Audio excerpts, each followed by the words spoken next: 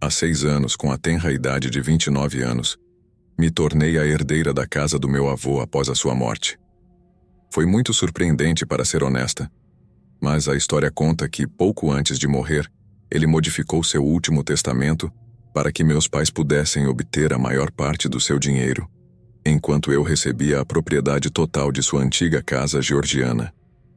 Acho que a ideia era que, dado que meus pais já eram donos de sua própria casa, me passassem a dele como forma de me proporcionar uma propriedade. Foi uma surpresa agradável e precoce. Apreciei o gesto naquela época e ainda o aprecio agora. Ainda moro nessa casa e é onde estou escrevendo isto agora mesmo. Mas quando a herdei pela primeira vez, fiquei com um problema. Eu não estava indo muito bem financeiramente naquela época. E quando você já não está alugando, não há nenhum proprietário para chamar quando algo dá errado na sua casa. Aprendi muito rápido quando vivi em um lugar acima do meu nível salarial, que além de trabalhar horas extras no trabalho e lutar por uma promoção, eu precisava de algum dinheiro rápido, e assim, meninos e meninas, foi assim que me tornei uma proprietária muito jovem e muito indecisa. Acontece que o porão da antiga casa do meu avô tinha alguns acessórios de encanamento, e com um pouco de trabalho, poderia ser convertido em um apartamento de um quarto. Seria pequeno, mas poderia anunciá-lo facilmente por cerca de 250 a 300 libras por mês, o que cobriria todas as minhas contas e os impostos, e com um pouquinho de sobra, eu poderia arrumar o lugar. Foi um pequeno investimento, e coloquei bastante dinheiro da herança do meu avô para convertê-lo não apenas em um espaço habitável, mas também em um bastante acolhedor. Minha filosofia era assim: eu não me empolgaria a viver lá se fosse uns anos mais jovem, e não havia como eu cobrar mais de 250 por mês por isso. Queria algumas libras extras para não me tornar uma senhora de um único imóvel degradado, e pensei que uma propriedade mais bonita atrairia melhores inquilinos. Gosto de pensar que também estava certa nisso porque minha primeira inquilina foi uma encantadora estudante de mestrado. Mas, com todos os fechamentos na época, e como todos sabemos, isso mudou muito dramaticamente a situação financeira das pessoas. Minha encantadora estudante de mestrado teve que se mudar e pode parecer um pouco tolo, mas perder essas 250 libras por mês foi um grande golpe para o meu bolso. Estava em casa o tempo todo, então minhas contas aumentaram, e ao mesmo tempo, simplesmente não conseguia encontrar ninguém para se mudar, já que todos estavam basicamente paralisados por todas as restrições. As coisas começaram a relaxar novamente por volta da época do Natal, e naquele momento, eu estava absolutamente desesperada por um inquilino. Depois de publicar uma rodada de anúncios novos em vários sites de aluguel, recebi uma solicitação de um cara chamado Stefan.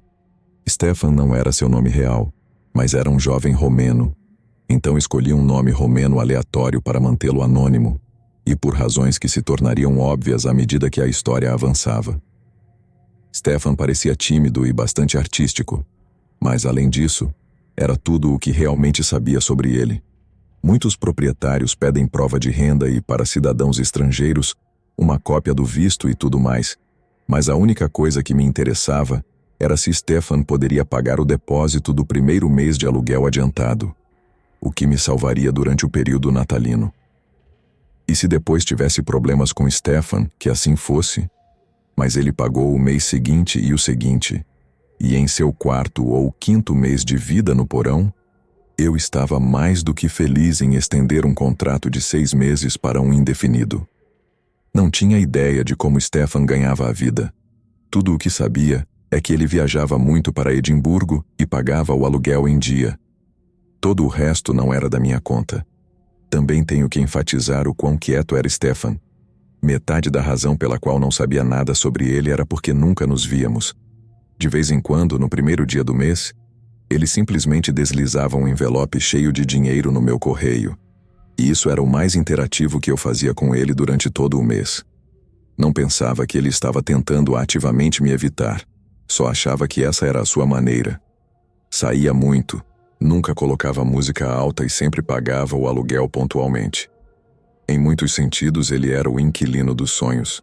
Mas por volta do 7 ou 8 do mês, no final do verão de 2021, comecei a notar algumas coisas cada vez mais estranhas. A primeira foi que Stefan parecia estar recebendo uma grande quantidade de entregas em seu apartamento. A entrada de seu apartamento ficava bem na frente da janela da minha sala, e uma manhã, vi um caminhão de entrega no final do caminho, enquanto Stefan assinava por uma grande plataforma de papelão que parecia móveis da IKEA, ou algo assim. Isso me chamou a atenção enquanto ele a levava de volta para sua porta. Eu simplesmente acenei com a mão, e essa foi outra coisa estranha sobre Stefan. Cada vez que nos víamos, ele parecia evitar qualquer tipo de interação. Pensei que poderia ser uma espécie de barreira do idioma, já que meu sotaque escocês não é o mais fácil de entender, e como disse no início, atribuí isso a uma pequena barreira de comunicação. Mas depois de um tempo, comecei a pensar que havia algo um pouco estranho com Stefan. Sei que ele não era obrigado a falar comigo ou qualquer coisa assim. É algo que agora, olhando para trás, penso que talvez devesse ter prestado um pouco mais de atenção.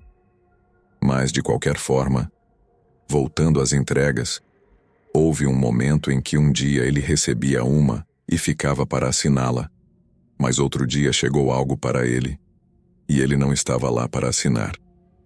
O entregador bateu na minha porta e me perguntou se eu poderia receber para entregar ao inquilino. Eu disse que não tinha problema.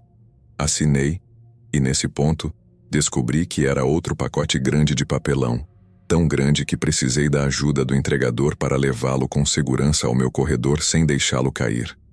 Guardei-o na minha casa até ver Stefan voltar para casa mais tarde naquela noite e gritei para avisá-lo que recebi seu pacote. Em vez de me agradecer ou algo assim, ele parecia quase em pânico e imediatamente me perguntou se eu havia aberto de uma maneira muito acusatória. Fiquei um pouco perplexa e disse que não. Não olhei para o pacote dele. E, para ser honesta, também fiquei um pouco chateada com a acusação. Disse isso a ele, não de forma agressiva, mas só para deixar claro que eu não era esse tipo de proprietária, nem esse tipo de pessoa. Ele pareceu se acalmar depois disso e murmurou algo sobre o conteúdo ser caro. Essa foi a última vez que vi ou falei com Stefan antes do incidente, mas antes disso, houve uma coisa a mais que aumentou minha preocupação. Um dia, fui ao mercado local para comprar alguns litros de leite. É uma caminhada curta de 10 minutos de ida e 10 minutos de volta, mas, quando voltei com minhas garrafas de leite, vi alguém entrando no caminho de entrada da minha casa. Definitivamente não era Stefan, então acelerei minha caminhada um pouco só para ver quem era e o que queria. Quando cheguei ao meu caminho de entrada, vi esse cara com uma jaqueta de cor clara e cabelo ruivo, e ele simplesmente estava olhando para a minha casa enquanto caminhava lentamente pelo caminho. Perguntei se podia ajudá-lo, e ele quase pulou de susto antes de se virar para me olhar. Estava tentando ser o mais amigável possível, mas ainda estava um pouco cautelosa com esse cara porque, primeiro, ele estava aleatoriamente na minha propriedade, e segundo, estava agindo todo ansioso e nervoso, o que para mim não era um bom sinal. Comecei a recuar um pouco, perguntando se tínhamos algum problema, e ele usou o espaço que dei para correr pelo caminho de entrada e, de repente, desaparecer de vista. Saí para a rua para tentar ver para onde ele havia escapado, mas quando olhei, não o via em lugar nenhum. Chamei a polícia só para registrar algo. Não estava exagerando nem exigindo uma visita de qualquer oficial. Estava apenas avisando caso voltasse a acontecer, para que soubessem que era algo contínuo e, portanto, uma situação mais urgente. De qualquer forma, registrei e depois, não muito depois, Stefan chegou em casa e simplesmente, em um instante, decidi contar-lhe sobre o cara estranho no caminho de entrada, só para que estivesse avisado se acontecesse novamente. O surpreendi no caminho de entrada, contei sobre o cara, e ele imediatamente começou a agir um pouco estranho. Do meu ponto de vista, se Stefan não o conhecesse, teria agido tão desinteressado em mim como costumava fazer, mas não foi assim. Na verdade, ele parou e conversou comigo tanto quanto Stefan era capaz de fazer. Comecei a descrever como o cara era e havia um olhar definitivo de reconhecimento em seus olhos, apesar de suas tentativas de ocultá-lo. Mas então perguntei se conhecia o cara ou se havia algo que eu precisasse saber sobre ele. Stefan balançou a cabeça e depois seguiu em direção ao porão. Fiquei um pouco chateada, para ser honesta. Percebi que ele estava mentindo quando balançou a cabeça, mas, novamente, o que eu ia fazer? Interrogá-lo. Se ele não queria me contar, não me contaria. E o melhor que eu podia fazer era deixar claro que chamaria a polícia se houvesse alguma visita indesejada. E isso seria muito menos provável se eu soubesse quem era. Sentia que era eu quem estava dando um toque suave a Stefan, por assim dizer, e disse: apenas me diga quem é e por que está dando voltas e tentarei não criar problemas. Mas, novamente, ele simplesmente acenou com a cabeça e se afastou como se não quisesse me contar, e naquele momento soube que não havia terminado. Só tinha a sensação de que esse cara havia vindo procurar Stefan, e estava quase certa disso. Só restava saber por quê. Ele não parecia perigoso, ou algo assim. Eu não estava exatamente assustada, só um pouco desconfortável com um estranho rondando minha propriedade quando eu não estava por perto. Passaram-se algumas semanas sem sinal do nosso intruso assustadiço. Então basicamente comecei a esquecer que sua visita havia ocorrido. E Stefan obviamente havia lidado com a situação, porque ele não apareceu novamente. De qualquer forma, uma sexta-feira à tarde voltei ao pub para ver alguns velhos amigos meus. Só fui por uma ou duas cervejas, porque era um convite de última hora. Mas depois começaram a aparecer mais e mais dos meus velhos amigos. Então fiquei fora mais e mais tarde, até que admiti que tinha tomado pelo menos 2/3 de uma cerveja. E naquele momento recuperei o juízo e me dirigi para casa antes de fechar. Estava um pouco mal, então coloquei os fones de ouvido e escutei algumas músicas no caminho de volta. Estou quase certa de que estava cantando quando cheguei ao meu caminho de entrada. Na verdade, sei que estava cantando porque estava exatamente no terceiro verso de Southern Nights, de Glenn Campbell, quando cheguei à minha sala de estar. Tirei os fones de ouvido e então tentei conectar o Bluetooth antigo aos meus alto-falantes para continuar minha noite de karaokê, mas, na pequena janela de silêncio, entre a música que passava dos meus fones de ouvido para os alto-falantes, ouvi algo mais que chamou minha atenção. Pensei que estava ficando louca. Primeiro pausei a música e fiquei ali em silêncio, forçando a audição até perceber que era o som da música vindo do porão. Pela primeira vez na história, Stefan estava tocando música tão alta que eu realmente podia ouvi-la. Pense nisso. Foi a primeira vez que ouvi Stefan fazer algo e presumi que ele só estava colocando a música nesse volume porque pensou que eu ficaria fora a noite toda, o que, para ser justa, não é totalmente incomum para mim. Eu podia ouvir uma espécie de batida metálica sob a música dele, então pensei que ele poderia estar dando uma espécie de festa. Eu não tinha nenhum problema com isso, mas no porão não havia espaço nem para balançar um gato, muito menos para dar uma festa real. Acho que me sentia um pouco sociável, então saí para o caminho de entrada e olhei por cima do corrimão em direção à pequena janela da cozinha. Sei que isso é um pouco de invasão, mas estava bêbada e curiosa, e honestamente queria continuar um pouquinho com a festa, então fui. Mas quando olhei, não pude ver ninguém na pequena cozinha de Stefan, o que significa que devia ser uma reunião bastante pequena confinada ao quarto, que era provavelmente o cômodo mais espaçoso do apartamento. Naquele momento, me sentia uma verdadeira pervertida. Então voltei para dentro, coloquei minha própria música e fui para a cozinha preparar algo para comer enquanto estava bêbada. Estava fazendo as minhas coisas na cozinha, mas ainda pensando em Stefan e sua pequena festa no andar de baixo. Eu não sabia quase nada sobre o cara, e assumindo que ele não estava simplesmente colocando aquela música em alto volume, fiquei feliz por ele finalmente ter alguma vida social. Definitivamente, também não queria ser a proprietária esquisita que tenta se intrometer na vida pessoal dele, então me resignei a tomar uma última cerveja com minha comida e depois ir para a cama. Esquentei algumas coxas de frango no micro-ondas, peguei uma última cerveja da geladeira e depois assisti um pouco de TV enquanto comia. Quando terminei, me lavei e voltei para a sala de TV e desliguei tudo. Mais uma vez, estou parada ali em silêncio e posso ouvir aquela mesma batida da música de dança de Stefan vindo do andar de baixo. Mas, desta vez, foi acompanhada por outro ruído muito menos rítmico que soava muito como se alguém estivesse gritando. Era uma voz, isso era claro. Mas depois de me ajoelhar e aproximar meu ouvido das tábuas do chão, percebi que soava mais como um grito, e foi nesse ponto que tive um momento real de um que provavelmente foi retardado pelo quanto eu ainda estava bêbada. Mas finalmente percebi que precisava descer ao apartamento de Stefan e ver se estava tudo bem, porque quem quer que estivesse gritando lá embaixo obviamente estava em grande angústia e não iria se calar tão cedo. Saí correndo, desci as escadas correndo até o apartamento de Stefan, e quando ouvi novamente os gritos, sabia que era urgente, muito urgente. Então comecei a chamar por Stefan, dizendo que iria entrar. Esperei, e foi isso que fiz. Depois, bati na porta dele repetidamente até conseguir que a porta se abrisse. O homem ainda estava gritando quando a porta se abriu de repente, e a música ainda estava tocando também, mas eu mal podia ouvi-la. Estava tão obcecada com aqueles gritos horríveis que não havia ninguém na cozinha e sala de jantar de Stefan. Então o único lugar que restava para olhar era o quarto, que também era de onde vinham a música e os gritos. Corri para o quarto, olhei pela soleira, e a primeira coisa que chamou minha atenção foi o homem que gritava.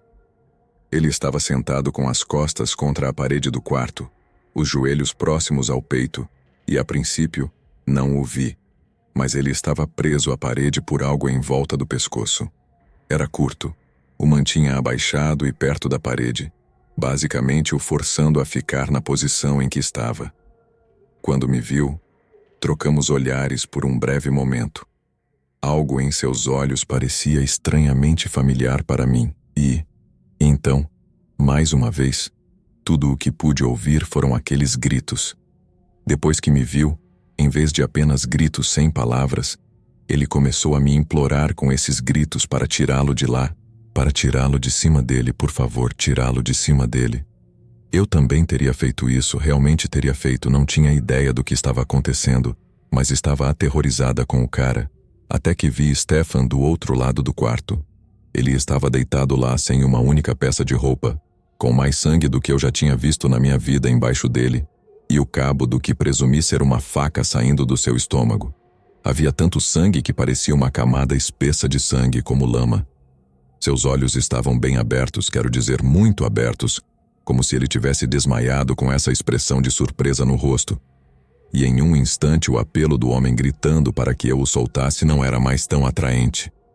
Presumi que se soltasse aquela coisa do pescoço, ele faria comigo o que acabou de fazer com Stefan.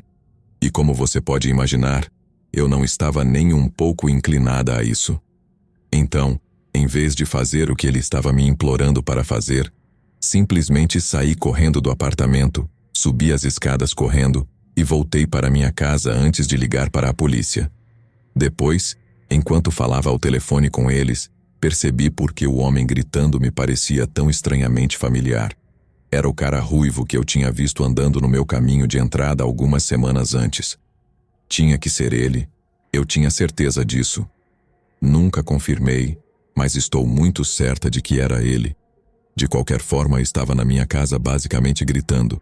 Liguei para o 911 para que a polícia e os paramédicos chegassem o mais rápido possível.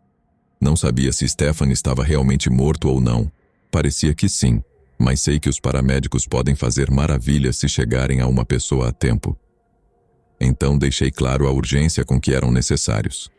Há duas coisas dessa ligação que realmente me impressionaram. A primeira foi que a operadora se manteve tão calma durante todo o processo, a ponto de soar muito estranha para mim. Por exemplo, lembro de ter dito que havia alguém amarrado lá embaixo com algo em volta do pescoço, e ela repetiu com a voz mais monótona: "Há alguém amarrado, tudo bem, a pessoa está ferida?" Ela me disse isso como se não fosse nada, como se fosse a coisa mais entediante que já tinha ouvido na vida. O apartamento de baixo passou de ser uma pequena e agradável fonte de renda a uma cena de crime durante uns 10 dias, depois que a polícia retirou todo o circo. No final dos anos 80, quando meu primeiro filho nasceu, trabalhamos para uma empresa de administração de propriedades bastante grande em Seattle, administrando entre 100 e 150 apartamentos e casas de aluguel ao mesmo tempo. Meu time era responsável por agendar e realizar visitas para potenciais inquilinos. Tínhamos uma equipe bastante grande e unida, o que tornou o que aconteceu no outono de 1989 muito mais difícil de suportar. Trabalhei com um grupo de homens e mulheres jovens muito talentosos, mas talvez um dos mais brilhantes com quem trabalhei foi uma jovem chamada Vicky. Ela era, de longe, o melhor talento que tínhamos na equipe. No outono de 1989, ela já conseguia fechar quase qualquer negócio. Eu costumava colocá-la em visitas a lugares que tínhamos dificuldade em alugar, e em poucos dias, Vicky conseguia um inquilino. O mesmo se aplicava às propriedades mais destacadas também, onde uma unidade vazia significava milhares em perda de receita mensal. Colocaria Vicky nisso e, em semanas, às vezes dias, se o mercado estivesse bom, teríamos um inquilino. Então, quando recebi uma ligação sobre um dos nossos apartamentos executivos de 6 dígitos em um dos novos arranha-céus do centro, sabia que Vicky era a pessoa certa para o trabalho.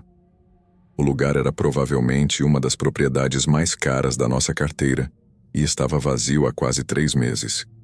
Alugar o imóvel seria uma grande vitória tanto para minha equipe quanto para a empresa como um todo. No dia da visita, liguei para Vicky de manhã para garantir que a reunião ainda estava agendada e desejei-lhe boa sorte. Não que ela precisasse, mas sempre achei melhor criar um ambiente o mais positivo possível, especialmente quando se tratava de vendas.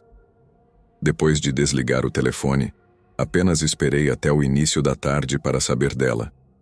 A visita estava programada para as 13h15, então esperava que terminasse por volta das 13h40 ou 13h45 no máximo. Depois disso, era uma viagem curta de volta ao escritório e descobriríamos se ela tinha fechado o negócio ou não. Mas então, às 14h, veio e foi, e não havia sinal de Vicky. Às 14h30, ainda não havia sinal dela. Passamos de animados para saber a notícia para impacientes e francamente preocupados. Tentamos ligar para sua casa, mas não houve resposta até o final do expediente, e ainda não tínhamos ouvido falar de Vicky. Assim, decidi descobrir o que estava acontecendo o mais rápido possível. Sei que pode parecer uma reação exagerada, mas era completamente atípico de Vicky desaparecer assim, e sabíamos que algo estava errado. Então fui para casa e continuei ligando para o endereço de Vicky a cada meia hora ou mais. Devia ter deixado pelo menos 3 mensagens diferentes na secretária eletrônica dela, pedindo que me retornasse a ligação. Quando meu telefone finalmente tocou por volta das 22h daquela noite, comecei a lutar contra o impulso de perguntar se estava tudo bem assim que atendi. Era ela, e a sensação de alívio que senti inicialmente foi gigantesca.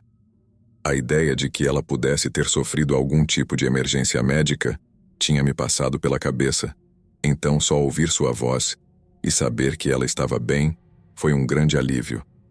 Mas então percebi algo em sua voz que não era normal. Ela apenas queria dizer que estava bem fisicamente, mas mentalmente, por outro lado, era algo completamente diferente. Lembro de ter dito a ela que não precisava me contar o que aconteceu, só precisava saber quanto tempo precisava para se recuperar. Mas também disse que, se quisesse me contar o que aconteceu, poderia contar para todos nós do escritório. Então, ela concordou e me contou tudo.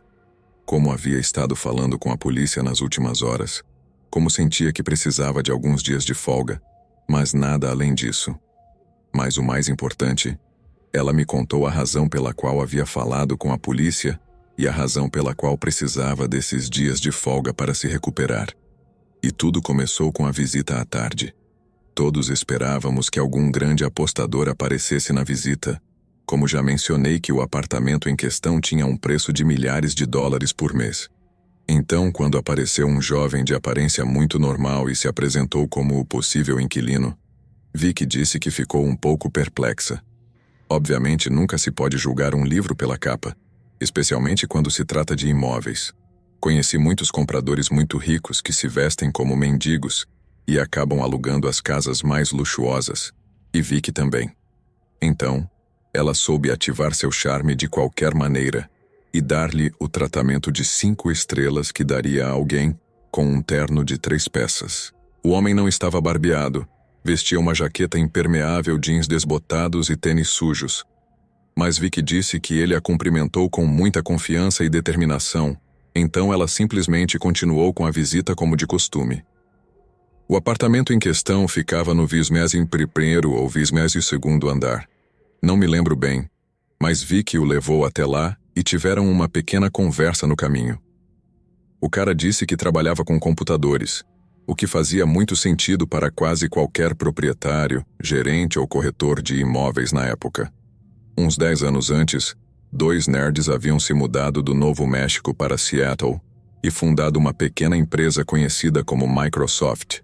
E 10 anos depois, Seattle estava praticamente inundada com todo tipo de pessoas que trabalhavam com computadores, e uma boa parte delas tinha uma grande quantidade de dinheiro no bolso. Uma vez que a empresa começou a decolar de verdade, a situação mudou radicalmente. Digo isso para deixar claro que, quando chegaram ao apartamento, qualquer preconceito que Vicky tivesse sobre o estilo de vestir do homem já tinha se dissipado completamente, assim como teria acontecido comigo se eu estivesse fazendo o tour. Eles chegaram ao apartamento e o cara começou a fazer muitas perguntas financeiras. Quais eram os custos estimados dos serviços públicos mensais? A empresa oferecia um programa de aluguel com opção de compra, e, em caso afirmativo, quais eram as projeções de tempo e valor. Vicky fazia o possível para acompanhar o cara, mas ele claramente sabia do que estava falando. Ela não podia simplesmente deslumbrá-lo com a ilha da cozinha ou as enormes janelas do chão ao teto. Ele queria saber todas as informações detalhadas. Vicky, sendo Vicky, propôs-se a fornecê-las, e quando não podia, simplesmente dava estimativas que eram o mais otimistas e atraentes possível. De qualquer forma, o cara começou a olhar as grandes janelas do chão ao teto e a admirar o que poderia ser sua vista pessoal de Seattle. Vicky disse que perguntou se ele gostava da vista e ele respondeu perguntando se as janelas se abriam. Vicky então explicou que sim. Através de uma dobradiça no outro lado do painel central grande, as 4 janelas podiam ser abertas ao mesmo tempo, com a parte inferior inclinada para você e a superior inclinada para fora. Os acessórios eram muito fortes e o vidro era temperado e inquebrável, o que significava que o apartamento estava praticamente fora do alcance de qualquer pessoa com crianças pequenas. Uma pessoa também poderia passar facilmente pelo pequeno espaço se realmente quisesse. Mas então, quem faria algo assim? Vicky mencionou isso ao espectador, que respondeu que não tinha filhos, então as janelas não seriam um problema. Mas então ele olhou para Vicky com um tipo de sorriso astuto e disse: "Mas alguém tão pequena como você poderia passar por ali com bastante facilidade." Vicky disse que pensou que era uma tentativa de humor mal feita. Então ela deu uma risada educada e fez um comentário sobre como nunca estaria nessa situação. E eu estou com ela. Se essas janelas estivessem abertas, eu sempre me manteria a 3 metros de distância em todos os momentos. Eu sou um verdadeiro gato assustado quando se trata de alturas, e sou um cara de 115 quilos que precisaria correr algumas maratonas antes de sequer conseguir passar por esse espaço. Mas então, em resposta ao comentário de Vicky sobre nunca estar naquela posição, o homem respondeu: "Mas e se alguém te forçasse a estar nessa posição?" Vicky era uma joia, mas não era fácil de convencer. Então, informou educadamente ao espectador que não apreciava seu estilo de humor e que agradeceria se ele se abstivesse de fazer esse tipo de piada. Mas ele começou a dizer que, não é uma piada, e que ele realmente gostaria de poder forçá-la a se inclinar e empurrá-la pela abertura, enviando-a a centenas de metros de altura sobre o concreto abaixo. Vicky disse que sentiu seu sangue gelar, não apenas pelo que ele disse, mas também pela maneira como ele disse. Ele não disse isso com uma expressão inexpressiva. Ele disse como se fosse a ideia mais engraçada que tinha tido em muito tempo. E suponho que ele se divertiu muito porque deu medo em Vicky. Ela disse que começou a recuar, se afastando dele e instintivamente olhou para a porta. Mas isso apenas fez com que o espectador fechasse a distância entre eles e garantisse que qualquer tentativa de fuga seria inútil. Vicky lembrou ao cara que tínhamos seu nome e dados de contato. Mas isso só o fez começar a rir descontroladamente. Ele perguntou se ela realmente achava que ele era tão estúpido a ponto de usar seu nome real para agendar uma visita onde planejava assassinar agentes imobiliários. E então, ao ver a expressão no rosto dela, o cara começou a rir e a insultá-la, chamando-a de abelha estúpida e dizendo que ela era muito mais burra do que parecia. Vicky disse que esse foi o ponto em que ficou realmente assustada. Ela disse que levantou o pé, tirou o salto alto e depois tirou o outro, antes de brandir o primeiro como uma arma. Ela continuou recuando, pronta para pelo menos tentar se defender. Mas dessa vez o cara não tentou segui-la, ele simplesmente continuou rindo ainda mais ao ver o quanto ela estava assustada. Vicky não tinha estado naquele apartamento antes e já havia anotado onde ficavam o quarto e o banheiro. Então, sabia que cada passo que dava para longe do espectador significava que estava um passo mais perto de poder se trancar no banheiro, e foi isso que ela fez. Ela continuou andando para trás, dizendo-lhe que abriria a cabeça dele se ele tentasse atacá-la. Felizmente, isso fez com que o cara se dobrasse de tanto rir. Mas Vicky disse que sentiu uma onda de adrenalina e soube que era o momento certo para correr. Se tentasse ir para a porta principal, não havia dúvida de que ele a pegaria, pois, como já mencionei, era um apartamento muito espaçoso. Mas por outro lado, se Vicky corresse para o quarto e seu banheiro privativo, com uma porta grossa com tranca, o cara precisaria de uma velocidade sobre-humana para alcançá-la a tempo. E foi isso que ela fez. Virou-se e correu para o quarto, trancando a porta do banheiro atrás dela, antes de girar a tranca. Disse que houve uma óbvia sensação de alívio ao saber que tinha uma porta bonita, grossa e trancada entre ela e o psicopata. Mas segundos depois, algo horrível lhe ocorreu. Algo de que o cara estava tão ciente que começou a zombar dela novamente, rindo e dizendo coisas desagradáveis. Ela não teria problema em esperar lá a noite toda. Se essa fosse uma época em que os telefones celulares eram comuns, isso não teria sido um problema. Mas tudo o que Vicky tinha era um simples pager, que só podia receber mensagens, não enviá-las. Disse Vicky que o cara sabia disso e continuou zombando dela por mais de meia hora antes que as coisas finalmente ficassem em silêncio. Então, pensou que poderia ser seguro sair e lentamente girou a tranca da porta do banheiro, antes de abrir um pouco e olhar para fora para ver se o cara tinha ido embora. Não tinha. Ele estava sentado na pequena ilha da cozinha em completo silêncio, olhando para a porta do banheiro. Ele estava esperando que ela saísse. Nem sequer se apressou para agarrar a porta nem nada do tipo. Vicky disse apenas que ele começou a rir novamente, dizendo que não precisava se apressar e que esperaria lá a noite toda se necessário. Ela teve que ficar dentro daquele banheiro trancado por horas e horas, antes de finalmente se sentir segura o suficiente para sair.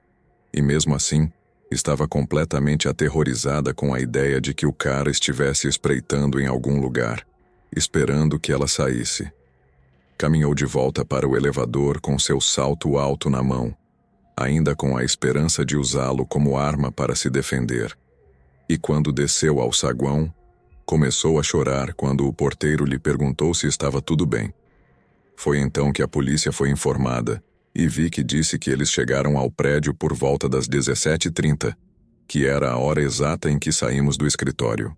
Preocupar-me com ela me deixou doente ao pensar que, durante aquele breve momento em que estávamos um pouco frustrados com seu suposto atraso, ela estava trancada no banheiro por um completo psicopata, cuja ideia de diversão era assustar uma pobre jovem inocente até a morte.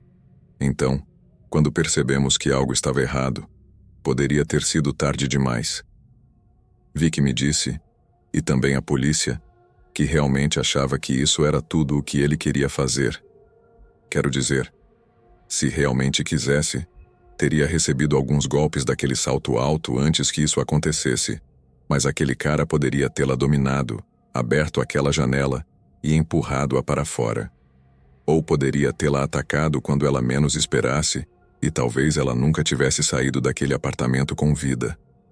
Mas isso é precisamente o que ele não queria fazer. Ele gostava da ideia de que ela estava com medo. Isso é o que o fazia rir tanto. Isso é o que o excitava. Não posso imaginar quão desgastante foi a experiência para a pobre Vicky, mas incrivelmente ela voltou a trabalhar em apenas alguns dias, dizendo que percebeu que, se o objetivo dele era assustá-la, então se esconder em casa seria exatamente o que ele queria que ela fizesse. Sua única frustração foi que a polícia nunca pegou o cara. Ele só teria sido acusado de assédio e talvez de emitir uma ameaça mortal ou algo assim, e provavelmente se safaria com uma pena menor. Mas ainda assim teria sido uma pequena quantidade de justiça por todo o terror que ele fez Vicky passar. É frustrante saber que pessoas assim existem em primeiro lugar. Nem sequer consigo imaginar o quão doente da cabeça uma pessoa deve ser para listar, enganar e aterrorizar mulheres aleatórias como um de seus passatempos. Só espero que o karma o alcance um dia e que isso o afete muito. Muito antes de começar oficialmente meu negócio, eu costumava trabalhar como faz tudo e também de forma muito informal. Tinha acabado de sair do condado e estava decidido a mudar de vida, mas mal tinha 2 centavos no bolso. Então, comecei a me esforçar ao máximo com qualquer trabalho que conseguia, e cerca de 6 meses depois, já tinha minha própria caminhonete, minhas próprias ferramentas e tudo, exceto uma licença de empreiteiro. Mas isso certamente não me impediu de construir meu negócio legalmente e aumentar minha renda. Aproximadamente 1 ano depois, eu estava basicamente trabalhando em um adiantamento para um proprietário que operava várias propriedades diferentes por toda a cidade, algumas em áreas boas, outras nem tanto. Mas na verdade não era um adiantamento, ele apenas brincava dizendo que me dava muito trabalho, do qual eu poderia me beneficiar. De qualquer forma, um dia ele me perguntou se eu poderia colocar algumas chapas em alguns armários velhos. Então, pedi que ele me desse o endereço do local que queria que eu visitasse, e na manhã seguinte, fui até lá para fazer o trabalho. O inquilino do apartamento onde eu estava trabalhando havia sido solicitado a sair enquanto eu fazia o trabalho. Então estava livre para fazer minhas coisas, que consistiam principalmente em aplicar um adesivo super forte nos armários antes de cuidadosamente colocar as chapas. Estava aproximadamente na metade do trabalho quando ouvi a chave girar na fechadura do apartamento. Esperei até que o inquilino estivesse ao alcance da voz e, em seguida, pedi desculpas pelo cheiro do adesivo, que naquele momento ainda era muito forte e denso no ar. 1 segundo depois, uma mulher de cerca de 35 ou 40 anos apareceu na porta e me olhou com aqueles grandes olhos selvagens antes de perguntar onde ele estava. Eu ainda estava a meio caminho de uma escada naquele momento, então estava meio virado para ela quando perguntei onde ele estava. Em vez de me responder, ela ficou muito irritada de repente, marchou até o centro da sala e me disse, palavra por palavra, diga-me ou vou te chutar dessa escada. Comecei a me sentir incrivelmente vulnerável depois disso, então comecei a descer muito rápido, esperando que ela estivesse apenas blefando, ou se ela chutasse a escada, eu teria uma queda menor e menos chance de me machucar. Realmente esperava algum tipo de confronto quando chegasse ao chão. Então pude sentir minha adrenalina começando a disparar enquanto descia o último degrau e me virava para olhá-la. Mas quando o fiz, ela já tinha ido embora. Não estava mais na minha frente. E tinha ido embora no sentido de que, quem quer que estivesse falando comigo também havia desaparecido. Ela se ajoelhou, pegou o tubo aberto de adesivo que eu estava usando e começou a cheirar profundamente os vapores com o nariz. Eu devia ter perguntado algo como, "O que diabos, senhora?" E depois me abaixei para segurá-la pelo ombro e tentar afastá-la daquilo. Mas, no momento em que a toquei, ela se virou e era uma pessoa totalmente diferente me olhando. A mulher que entrou no apartamento havia sido rude e conflituosa. Mas a mulher que me olhava agora parecia que poderia arrancar meu fígado, comê-lo cru e depois pedir mais. Ela gritou: "Tire suas malditas mãos de mim!"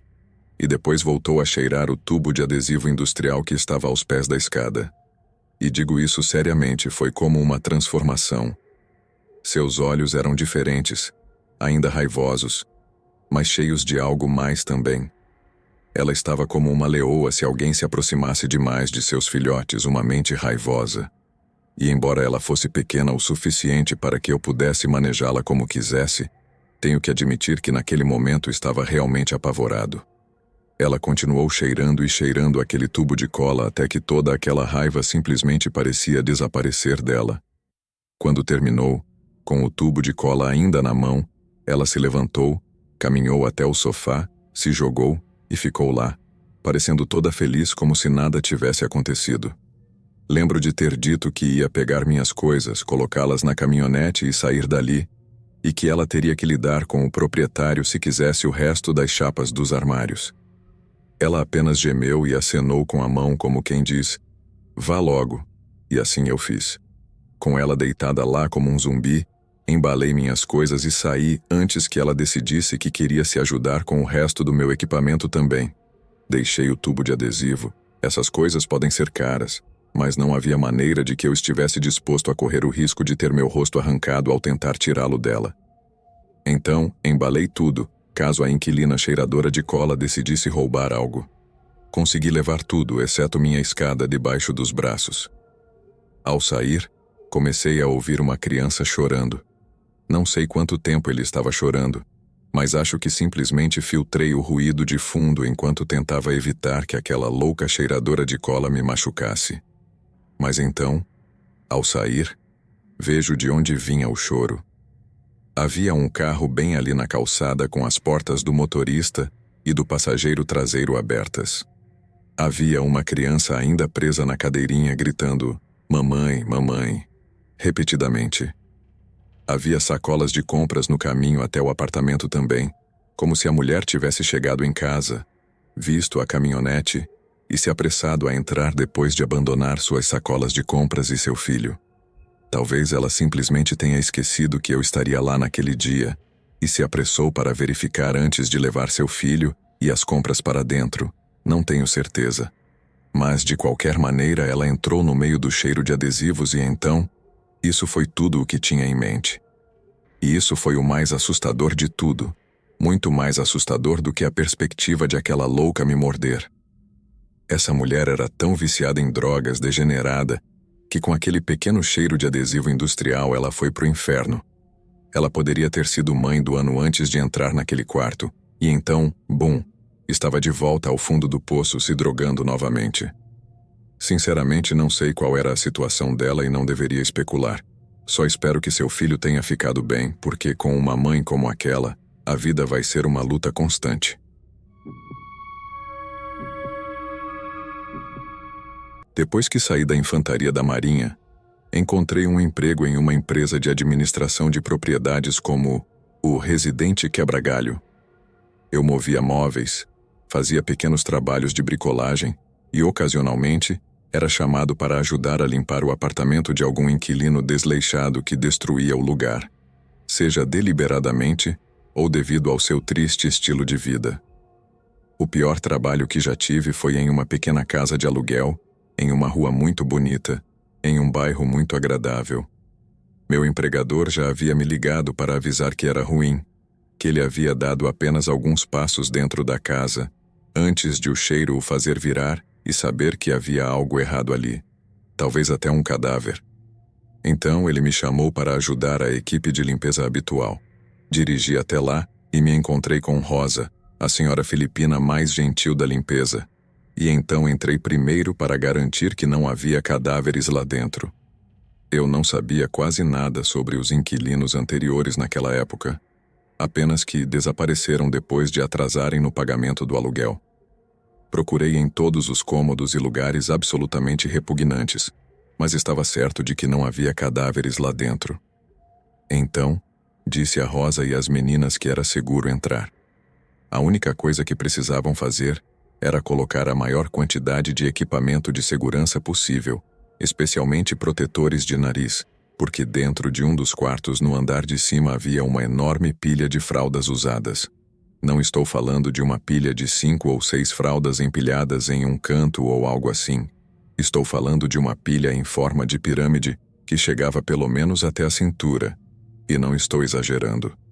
A divisão do trabalho era tal que qualquer coisa grande e pesada que precisasse ser retirada dependia de mim, mas qualquer coisa que pudesse ser movida à mão, incluindo a pilha de fraldas, dependia de Rosa e das meninas.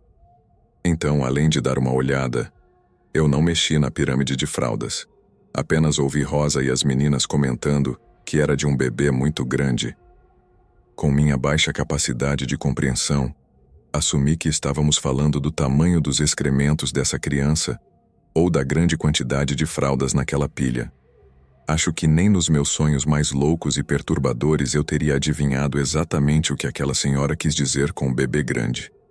Foi só depois, quando conversei com o empregador, que realmente entendi o que estava acontecendo naquela casa. Mencionei algo sobre não ser um lugar para manter uma criança, um lugar tão asqueroso, e meu empregador disse: família? O aluguel era para uma ocupação única, só esse cara solitário. E o comentário sobre o bebê grande era porque aquelas fraldas eram de tamanho adulto. O cara estava usando essas fraldas, tirando-as e depois simplesmente jogando-as na pilha no mesmo quarto onde dormia. Não sei vocês, mas isso é provavelmente a coisa mais repugnante e perturbadora que consigo conceber. Não sei o que aconteceu com esse cara, nem realmente quero saber. Só espero que ele tenha recebido alguma ajuda, porque Deus sabe que ele precisava. Há muitos anos, quando estava na universidade, trabalhei como gerente de propriedades em um complexo de apartamentos de 100 unidades aqui em Charleston. Foi um trabalho incrível porque a empresa cobria todo o aluguel e as únicas tarefas realmente cansativas que esperavam de mim consistiam em preencher a papelada e programar os horários dos trabalhadores de manutenção. Havia uma mistura bastante equilibrada de inquilinos, muitos estudantes universitários, junto com um grupo de solteiros de pós-graduação, colegas de quarto e também algumas famílias jovens ocasionais. Mas havia um rapaz por quem sempre senti um pouco de pena. Ele não parecia ter família, e acho que poderia ter alguma deficiência, mas ele se mantinha reservado, e o máximo que o via era quando caminhava até uma loja próxima 1 ou 2 vezes por semana. Por volta de junho do meu 2º ano lá, recebi uma ligação de um dos inquilinos do prédio dele, reclamando de um cheiro estranho vindo do apartamento dele. Entrei e cheirava como se alguém tivesse vomitado no corredor. Visto que havia um punhado de estudantes universitários naquele prédio, isso era uma ocorrência bastante deprimente e comum. Tivemos que lavar o carpete no dia seguinte, e depois os limpadores usaram uma quantidade generosa daquele pó de aspirador industrial que sempre faz o lugar cheirar como um hotel. Uma vez feito isso, honestamente pensei que esse seria o fim do problema, mas então passaram-se talvez 3 ou 4 dias quando recebi chamadas de meia dúzia de outros inquilinos, dizendo que o cheiro só havia piorado. Lembro de estar sentado no meu carro tentando descobrir o que diabos estava acontecendo, quando de repente meu celular começou a tocar. Lembra do solitário de aparência doentia de quem acabei de falar? Aquele que eu só via caminhando até a loja de vez em quando? Bem, a pessoa que me ligou era a filha desse homem, ligando de Michigan. Seu pai não tinha atendido o telefone havia algumas semanas e ela estava um pouco preocupada com ele. Poderia ir vê-lo para me certificar de que ele não havia perdido o telefone celular ou descobrir o que estava acontecendo? Então me dirigi ao prédio dele novamente para fazer isso. Enquanto caminhava, comecei a juntar as peças. É verão, há um cheiro ruim no prédio e não se ouviu nada do meu inquilino solitário de aparência doentia há algum tempo. Imediatamente chamei meu funcionário de manutenção de plantão, contei sobre a ligação e ele também achou que estávamos prestes a ter um dia realmente ruim. Nos encontramos, caminhamos até o andar do rapaz e, de fato, o cheiro nos atingiu como um trem de carga. Quando consegui abrir a porta do apartamento do solitário, o cheiro era consideravelmente mais forte. Batemos na porta várias vezes, e até hoje, não tenho certeza do porquê fizemos isso. Suponho que foi apenas uma última tentativa de encontrar alguém em casa antes de lidar com a realidade à nossa frente. Mas, quando não obtivemos resposta, abri a porta e tudo o que podíamos ouvir era o zumbido constante de todas as moscas no apartamento. Imediatamente fechei a porta e saí do prédio com o pessoal de manutenção atrás de mim. Aos poucos, elaboramos um plano de ação. Depois de 1 hora, os policiais estavam na cena, seguidos de perto pelo corpo de bombeiros e, finalmente, pelo médico legista do condado. Aparentemente, o homem morreu por algum tipo de causas naturais, provavelmente 3 ou 4 semanas antes. Naquele momento, a temperatura lá fora estava regularmente em torno de 90 graus. Então, em um apartamento sem ar-condicionado, a temperatura estava aproximadamente entre 38 a 46 graus, sem a 110 graus. Ele estava praticamente um charco quando o encontramos. O custo para recuperar o apartamento foi próximo de 10 mil reais. Eles removeram até os montantes das paredes, cada fio de carpete, cada eletrodoméstico, cada armário, cada pedaço de drywall, tudo foi arrancado e substituído. Toda essa experiência terrível foi como descobri que, na verdade, existem empresas de limpeza especializadas que se especializam na limpeza de restos humanos, e também aprendi que não são baratas. Mesmo depois disso, sempre havia um leve odor no apartamento, e tentar alugá-lo novamente foi uma prova por si só.